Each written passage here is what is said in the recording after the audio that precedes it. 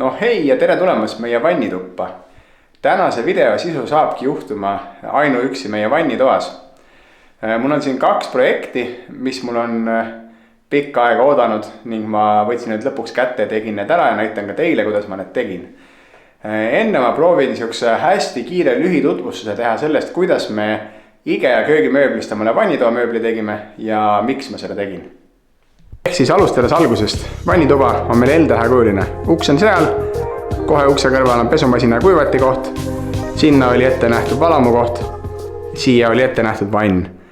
Ühtegi neist asjadest siin sees ei olnud, aga ehitaja oli ära vedanud torud, nii et taga siin väga midagi muuta ei olnud. Minu selja taga on veel dušinurk ja saun. Tulles tagasi siia kappide seina, valdas meid alguses küsimärk selle osas, et kuna pesumasin ja kuivati on tavapäraselt umbes 70 senti sügavad ning neid õhukesi masina me kindlasti ei tahtnud, siis kuidas lahendada ära kappide paigutus ümber pesumasina, sest tavapäraselt on vannitoa kapid ja vannitoa valamed oluliselt väiksema sügavusega. Enamasti on need 30-40 cm vahel, mõni üksik vist leidsime ka ikka oli 45, aga kõik alla 50. Ja lahendus ei miski muu kui IKEA köögimööbel.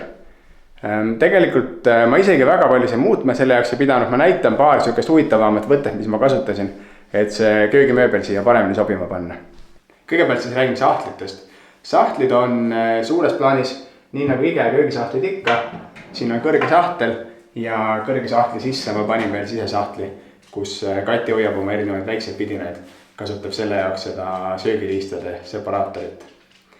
Aga sahtlitega ma tegin sellise triki, et kuna ma ei tahtnud siia käepidemeid, õigemini Kati ei tahtnud siia käepidemeid, siis ma lõikasin kõiki sahtlipaneele madalamaks nii palju, et käsi mahub siia vahele. Ma mõõtsin ära, kui suur peab olema see vahe siin, et sõrmed mahuks mugavalt vahele ning seejärel ma märkisin selle laiuse sahtlipaneeli alumisele küljele, et ilus kannitud äär jääks ülesse ja lõikasin selle maha. Ja siis ma panin siia, kus see kinnitused lähevad, puurisin lihtsalt maha lõigatud tüki järgi uued kinnitusaugud, kust läks sahtel kinni nii nagu tavapäraselt. Teine trikk, mis ma tegin nende kappidega, oli see, et ma ei pannud neile alla jalgu. Kuna tavapäraselt vannitoa valamud ei ole nii kõrged, kui on köögitööpind, pluss meil on veel see pinnapealne valamu, mis paneb siia omakorda mingi vist 40 mm juurde, siis ma panin kapid põrandale üldse ilma jalgadeta. Ma panin neile alla 8 mm vineeri, sellepärast, et kuna mul siin all on sahtel, siis ma kartsin, et mul see sahtel ei hakka muidu käima, ta läheb siit alt vastu põrandat. Tegelikult oleks võinud natukene veel tõsta, sest nagu näha, see vaip siia ikka alla ära ei mahu, aga hetkel elame sellega lihtsalt nii ja tundub, et ei ole väga suureks probleemiks osutunud. Ja ülejäänu läks kokku põhimõtteliselt nii, nagu IKEA juhendid ette näevad, ehk siis siin kõrval on meil IKEA metoodise köögiahju või külmkapitorn koos selle ülemise kõrgendusega. Ja siin kõrval on kaks põrandakappi. Põrandakapid sellepärast, et põrandakappide sügavus kattub selle torniga. Üks on 40 laiusega, teine on 30 laiusega ja ülevalt on need laeni. Need kapid olid tegelikult kõrgemad, aga ma lõikasin need ülevalt lühemaks ja lõikasin ka ust ülevalt lühemaks. Ja lõpuks viimistluseks ma lõikasin sellest samast ukse materjalist sinna ülesse ühe pisikese jätku ning teise detaili siia pesumasina ja seina vahele, mis katab selle tühimiku ära ja oligi vannituba valmis. Aga nüüd ma panen siia juurde ühe klipi, mis ma filmisin mõned nädalad tagasi ning seejärel hakkame ehitama. Ja nüüd lähme tänase video peakangelase juurde, kelleks on vannitoa aken. Iseenesest on jube cool, et vannitoas on suur uks, kus saab välja minna, näiteks saunas käies, aga sellel on ka niisugune väike miinus või siuke huvitav külg, et poti peal istudes saab ka aknast välja vaadata, mis iseenesest ei ole üldse halb, aga sealt taga, ma ei tea, kas siit näha on, aia taga on veel raudtee, mis on natuke kõrgem kui meie krunt, ehk siis inimesed, kes raudtee peal jalutavad, mida ikka aeg-ajalt tuleb ette, et inimesed kas koeraga või ilma koerata või käivad seal jalutamas, siis parasjagu poti peal istudes õnnestub neid inimesi vaadata ja neil ka siis vastupidiselt vaadata, mida ma siinpool teen. Meil oli siin erinevaid variante kaalumisel. Üks variant oleks olnud mingisugune ruloo või voldik, aga läksime seekord odavama ja lihtsama lahenduse teed ja ma kleebin siia akna peale mattkile. Nüüd enne kui ma hakkan akent kiletama, esimese asjana ma teen akna hästi hoolikalt puhastusvahendi ja mikrofiibriga puhtaks ning seejärel ma võtan klaasi pinna mõõdud ja lõikan oma kile enam-vähem sobivasse mõõtu, et midagi lihtsam toimetada oleks.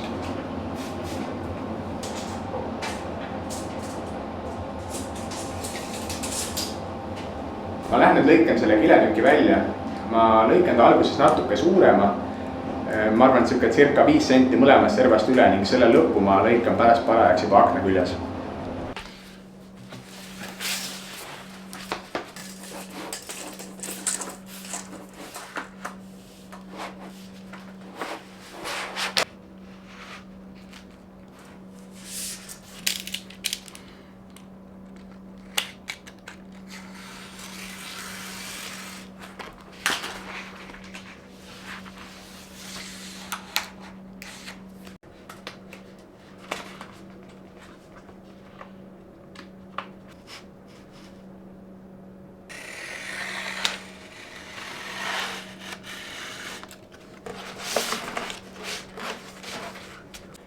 Kiletükk on mul nüüd valmis lõigatud.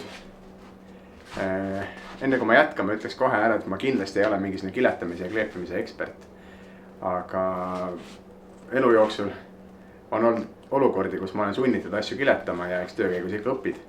Nii et ma näitan lihtsalt meetodit, kuidas mina seda teen ja kuidas ma olen siiamaani hakkama saanud sellega. Ja loodetavasti sellest on kellelegi vähemalt abi. Kõige tähtsam alati terav nuga, hästi terav nuga, sest kilel on selline loll omadus, et ta kipub venima ja kui lõige ei ole ideaalselt puhas, siis võib juhtuda, et see lõikekoht, mis sinu arvates on juba läbi lõigatud, on tegelikult lõigatud kuidagi poolikult ja kui sa seda lõigatud tükki eemaldama hakkad, siis see kile venib ja läheb vale koha pealt katki. Ehk siis mina võtan kipsinoa ja panen siia sisse täitsa uue tera, lihtsalt, et olla kindel, et mu nuga on piisavalt terav. Päris kiletajad tegelikult kasutavad sihukest kipsinoale analoogset nuga, millel on hästi kitsas tera ja mida saab tavaliselt hästi tiheda sammu tagant ära murda, et kogu aeg oleks värske tera saadaval. Teine variant on tegelikult kasutada ka tavalist skalpelli. Skalpelli minu jaoks on ebamugav käes hoida, ma ei oska sellega väga hästi lõigata, nii et ma üldiselt kasutan oma vana pürdikipsinuga. Siis läheb tarvis kiletamise labidat, mis on põhimõtteliselt tükk kergelt painduvat plastmassi, mille ühes otsas on liimitud siuke pehme vildi moodi materjal, mida on siis tarvis selleks, et suruda kile alt õhku välja ning see pehme pool on üldiselt kasulik värviliste, eriti tumedate kilede juures, millega kaetakse autosi või kapiuksi või midagi, sest need kipuvad suht kergelt kriimuliseks minema. Siis ma kasutan paberteipi. Paberteibiga ma fikseerin selle suure kiletüki nurkades kinni enne paigaldamist, et mul oleks mugav. Ja kõige viimase asjana käteseep. Mina ostsin Maieri lõhna ja värvivaba käteseebi. Kilemehed räägivad, et tegelikult kõige parem on Johnsoni beebiseep, seda minu kohaliks Maximas ei olnud. Ja seda ma kasutan selleks, et ma teen selle aknapinna enne kile paigaldamist kergelt seebiveega kokku, sest sellel, kui aken teha märjaks, kergelt seebiseks, siis see kile ei nakku alguses nii kõvasti kinni, teda on võimalik liigutada, sättida, uuesti lahti võtta ja pärast saab selle teibi labidaga selle vee sealt vahelt välja suruda. Nüüd ma võtan ühe tavalise spreipudeli, teen spreipudelisse küllalt lahja seebivee lahuse. Seepi panen siia umbes 5 tikka.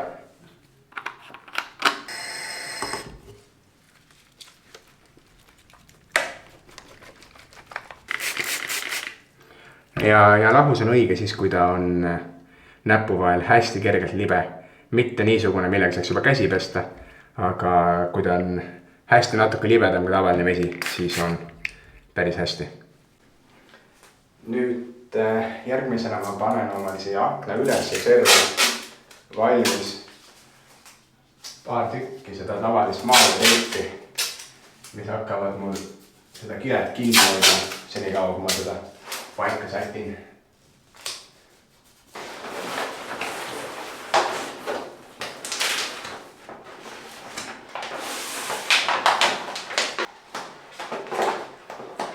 Ma panin selle kile praegu siia akna ette niimoodi, et mul osa seda tagumispaberit on lahti.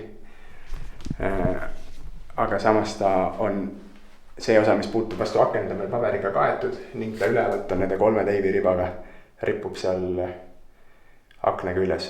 Nüüd ma panen kaamera maha ja sukeldun siia kile ja akna vahele.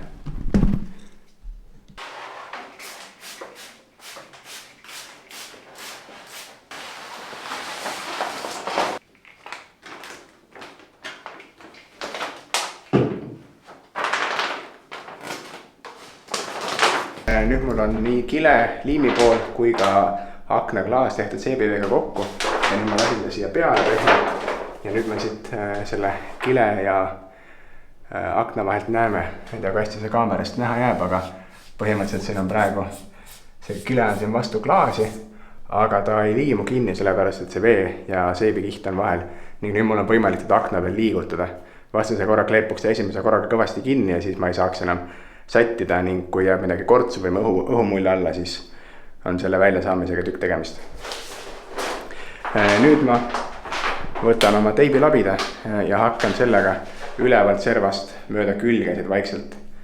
Kõigepealt ühele poole ja siis teisele poole põhimõtteliselt sarnaselt tapeedi paigaldamisele õhumulle välja lükkama ning samal ajal jälgin, et see kile oleks enam-vähem õiges asendis.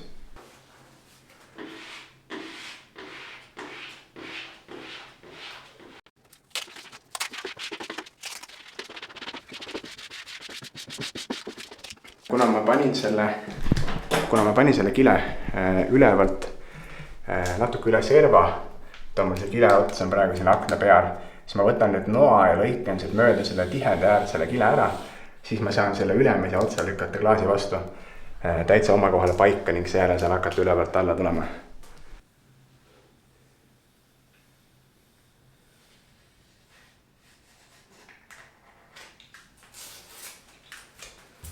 Ja nüüd, kui mul on ülemine serv paigas ära lõigatud, siis ma hakkan lihtsalt ülevalt alla vaikselt vett ja õhumulli välja lükkama ning samal ajal jälgin, et siit vasakult poolt see ülekatte äär jääks ilusti õhku, et siit teiseks õhk pääseks välja, teiseks, et ta kleepuks siia ukse raamiga kinni.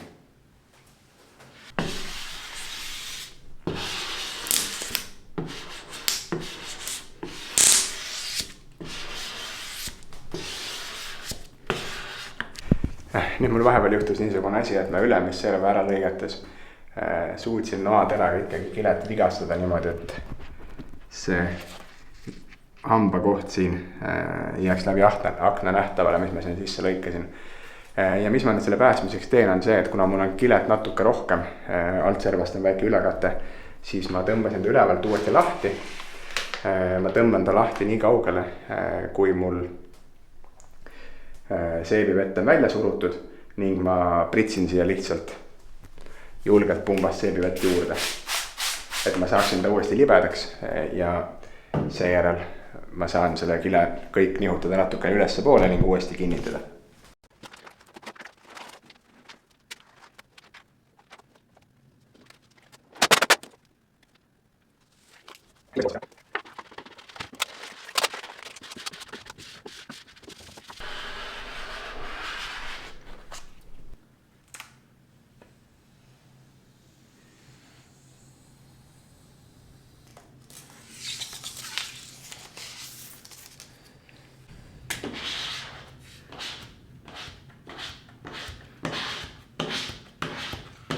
Projekt on põhimõtteliselt lõppenud.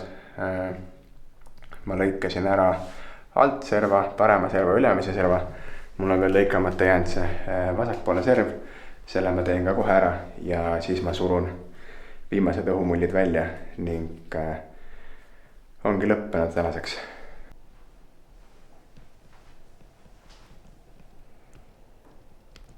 Ja nii ta valmis saigi. Mul oli tegelikult plaanis näidata siin video lõpus veel ka seda, kuidas ma likvideerisin põrandakütte probleeme. ning kuidas ma vahetasin põrandakütte probleemide tõttu hallitavat silikooni. Aga mulle tundub, et see video läks niigi küllaltki pikaks ja tehniliseks, nii et ma teen siinkohal pausi ja jätkan vannitoa saagaga järgmises videos. Seniks aga tänks vaatamast ja kohtume järgmisel korral ja tšau ka!